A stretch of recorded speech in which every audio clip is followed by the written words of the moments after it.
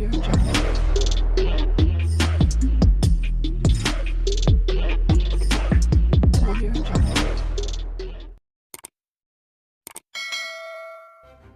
kasih karena memilih channel ini. Sebelum kita mulakan video ini, sila pertimbangkan untuk menekan butang like, share, dan subscribe, dan aktifkan butang lonceng Anda agar Anda sentiasa mendapat info-info percuma pada setiap hari dari channel kami. Dan tinggalkan komen Anda karena komen Anda amatlah dihargai.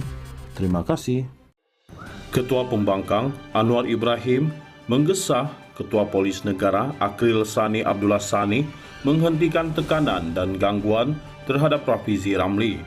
Gesaan itu dibuat selepas polis merampas telepon bimbit timbalan Presiden PKR itu ketika dia memberi keterangan berhubung dakwaan terhadap Menteri di Jabatan Perdana Menteri tugas-tugas khas Abdul Latif Ahmad semalam.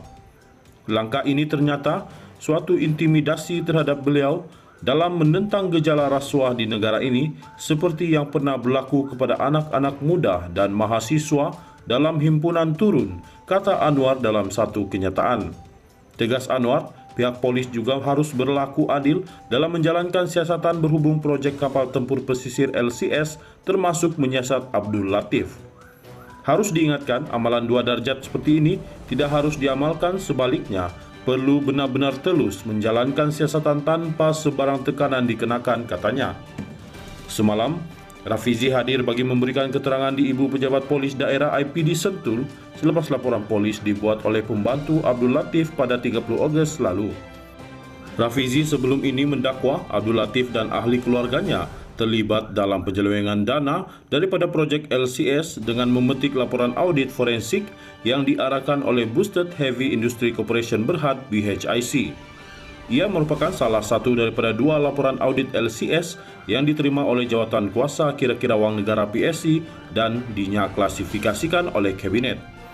Abdul Latif bagaimanapun menafikan dia mempunyai peranan dalam proyek itu dan ahli keluarganya juga tidak mendapat sebarang kontrak pertahanan semasa dia menjadi timbalan Menteri Pertahanan dari 2009 hingga 2013. Abdul Latif juga menafikan mempunyai istri atau bekas istri bernama Zainab Muhammad Saleh seperti didakwa Rafizi. Sementara itu, Presiden Amanah Muhammad Sabu dan Timbalan Setiausaha Agung DAP Liu Chintong turut menggesa pihak polis menumpukan perhatian kepada siasatan proyek LCS dan bukannya Rafizi. Menurut mereka, siasatan polis adalah berkenaan butiran yang didedahkan Rafizi daripada bahagian yang dipadam dalam laporan audit forensik berkenaan. Sebetulnya laporan yang telah diklasifikasikan harus disiarkan secara lengkap tanpa mana-mana maklumat atau bahagian yang dipadamkan. Yang harus disiasat oleh polis bukannya Rafizi, tetapi mereka yang melakukan jenayah rasuah, katanya dalam kenyataan bersama.